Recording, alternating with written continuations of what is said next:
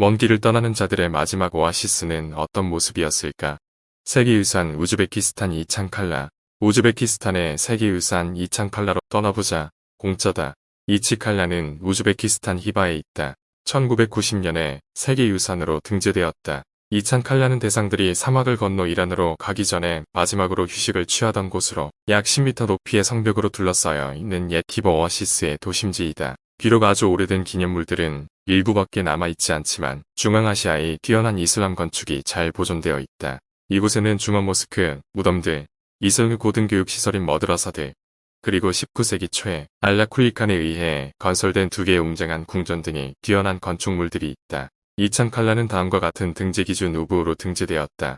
기준 세계적으로 잘 보존된 도시의 유적이며 코레점에 잃어버린 문명을 훌륭하게 증언해주고 있다. 기준 이찬칼라의 몇몇 기념물들은 주목할 만한 건축이다. 중앙아시아의 변화무쌍한 기후 때문에 지붕이 있는 데를 지니도록 설계된 주마 모스크는 그 내부의 비례와 구조가 독특하며 두 개의 팔각형 등불로 희미하게 불이 밝혀지고 212개의 원기둥들로 장식되어 있다. 마드라사는 웅장하지만 장식은 단순한데 이는 중앙아시아의 독특한 이슬람 건축의 또 다른 형태이다. 기준 현재 시대의 변화에 취약해져 있으며 역사가와 도시 계획 전문가들에 의해 목록이 작성된 히바의 주거 건축은 이찬칼라의 흥미로운 요소들 중 하나이다. 이곳의 주거 건축물들은 안대, 섬세하게 조각된 목재 기둥의 지지를 받는 현관을 곁들인 응접실, 개별적인 방 등으로 둘러싸여 있다. 18세기와 20세기의 형태적 변형으로 연구될지도 모르는 이 전통적인 건축 양식은 그동안 방치되었기 때문에 더욱 소중한 유산을 이루고 있다.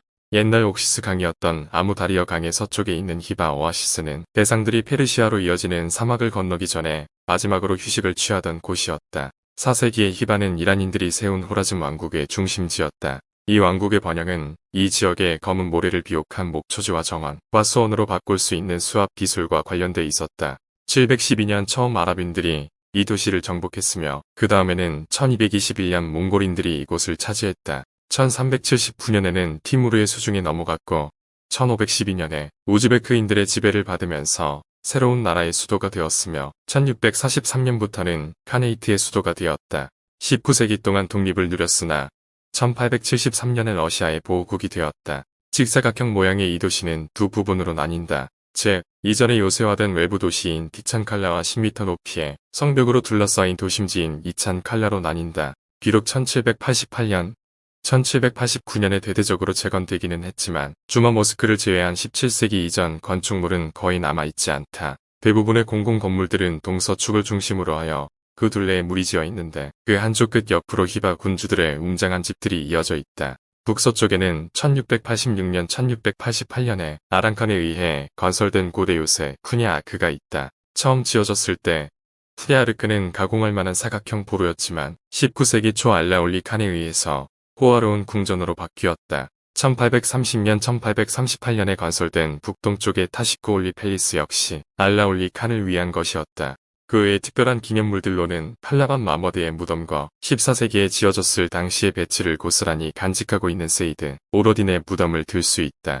이찬칼라의 많은 기념물이 비록 화려하지만 개개의 기념물들보다는 더할 나위 없는 도시 구성과 19, 20세기에 지어진 주요 건축물들이 과거의 건축물과 함께 뛰어난 조화를 이루는 것에서 그 우수성이 유리한다. 예를 들어 주마 모스크와 파흐라반 마흐무드 무덤의 남동쪽에는 히바에서 가장 높은 45m의 우아한 첨탑인 미나렛이 곁들여진 이슬람카의 마드라사가 20세기 초부터 자리 잡고 있는 한편 푸냐아르크의 남쪽에는 칼타 마이너와 머헤미드 아민칸의 마드라사가 있다. 1835년 이 도시 내부의 동쪽문 근처의 처리 곤란한 공간에 지어진 알라울리의 마드라사는 고대 도시와 조화롭게 융합된 유명한 예로 꼽힌다. 이제까지 이찬칼라에 대한 대략적인 내용을 살펴봤으니 이제 여행을 떠나보자. 먼저 이찬칼라로 가기 위해 비행기를 탔다. 우즈베키스탄 항공이었다. 우르겐치 국제공항에 내려서 이찬칼라로 이동했다. 이렇게 현지 관광사님들이 너무 많이 와서요.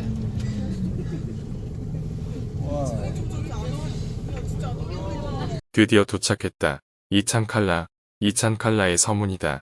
거대한 문과 성벽이 우리 일행을 압도한다. 한국의 석성은 회색빛의 돌로 쌓여져 있는데 이곳의 성들은 황토빛의 벽돌로 쌓여져 있다. 딱 봐도 주변으로 돌들이 별로 없어 보인다. 대신 좋은 흙이 많으니 벽돌을 구워서 건축물을 만드는 기술이 발달했을 것이다. 내부로 들어왔다. 앞으로 칼라 미노르 미나렛이 보인다. 사진의 정면으로 보이는 큰 타워다. 이어진 거대한 성벽에 기대어 노점상들, 무하마드 아민 칸 마드라사의 앞으로 안내판이 서 있다. 대로와 이어진 곳곳에 이렇게 노점상들이 늘어서 있다. 장사가 꽤 잘 되는 모양이다. 거대한 안내판은 타일로 제작되어 있는데 타일을 많이 사용하는 이 동네의 건축적 특징을 잘 살렸다. 견고하기도 할 것이고 이쁘기도 하지만 보기도 편하게 생겼다. 군더더기 없이 간단한 안내만을 놓았다. 성벽으로 설치되어 있는 안내판도 깔끔하다. 레몬색으로 이쁘게 생겼다. 우뚝 서 있는 칼라 미노르 미나렛은 1852년부터 1855년까지 지어졌다. 히박 한국의 무함마드 아민 칸 시기 이슬람 국가에서 제일 큰 미나렛으로 계획되어 지어졌다. 계획에 따르면 원래 미나렛은 70-80m 높이로 건설할 예정이었으며 미나렛을 튼튼하게 만들기 위해 높아질수록 미나렛의 지름이 작아질 예정이었다. 그러나 이 건축물은 29m에서 건설이 중지되었다. 역사학자 무함마드 리자 아가키에 따르면 이 미나렛은 1855년 칸의 사망으로 건축이 완료되지 않았다고 한다. 전설상에서는 부하라 투우국에서 히바에서 독특한 미나렛을 만든다는 것을 알고 동일한 미나렛을 부하라에서도 짓고 싶었고 히바의 건축가를 동원하여 히바의 건축 작업을 끝낸 후 부하라에서도 건축하기로 했다는 말이 있다. 이에 대해 히바의 칸은 그 건축가가 히바에서 건축 작업을 끝내는 즉시 죽이라는 명령을 내렸다. 이 소식이 건축가에게 들리자 건축가는 미나렛을 채 다 짓지 않고 도망갔다는 말이 있다. 전설이 사실이라면 똑똑한 건축가의 승리다. 저 멀리 주미 미나렛이 보인다. 미나렛은 첨탑으로 이슬람 국가의 많은 건축이다.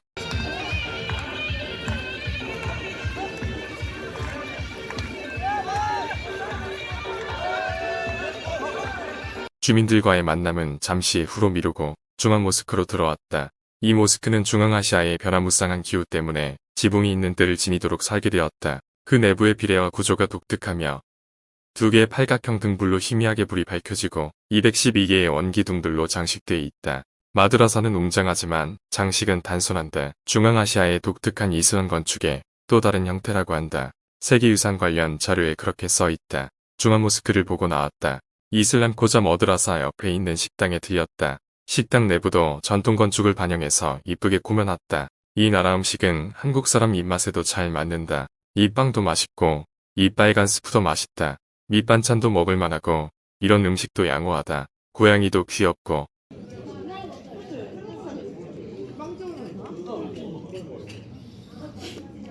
빵을 여기다 찍어 먹는 거?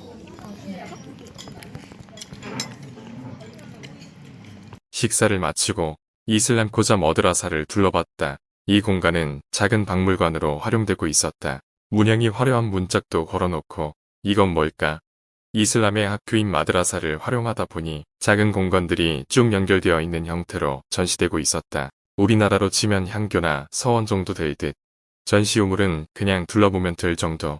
전시를 다 보면 학교의 중정을 볼 수 있다. 내친 김에 이슬람 코자 미나렛에 올라갔다.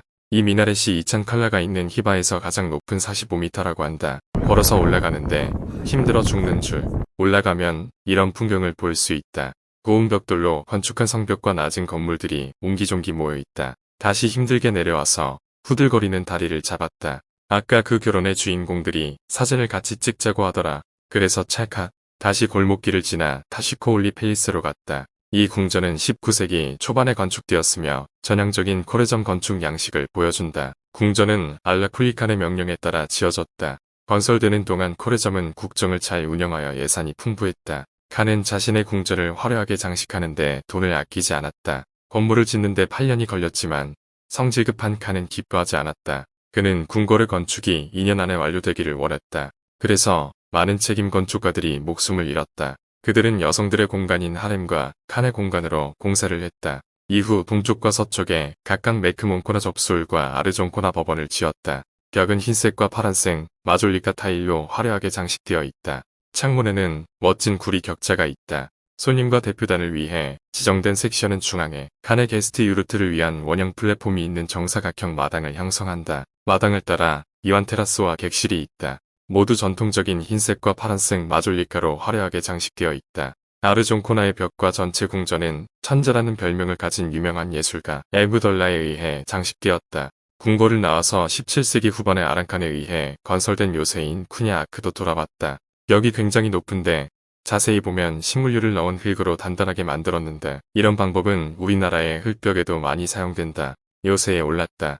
흙벽이 무너진 부분이 군데군데 보인다. 보수한 지 얼마 안 돼 보이는 부분도 눈에 띄었다. 막루의 오름이 주변 경관이 시원하게 보인다. 보수하고 있는 곳을 보니 시멘트를 사용하고 있었다. 우리나라는 전통 건축물을 보수할 때 재료 하나하나를 신경 쓰는데 여기는 그렇지 않은 모양. 총안을 통해서 반대편 칠을 보니 이 총안의 용도를 알 수 있겠다. 여정도 군데군데 보수하고 있었는데 내부는 벽돌로 채우고 흙으로 마감을 하고 있었다. 막루를 내려오니 해가 졌다. 성벽으로 난 휘발을 사랑합니다. 라고 쓰여 있었다. 우리나라 정치권에서 계속 회자되고 있는 아이서울유가 생각난다. 그리 밝지는 않지만 곳곳에 조명을 설치해 놓아 이색적인 분위기가 연출되었다. 다리가 아팠다. 오늘은 그만 쉬기로.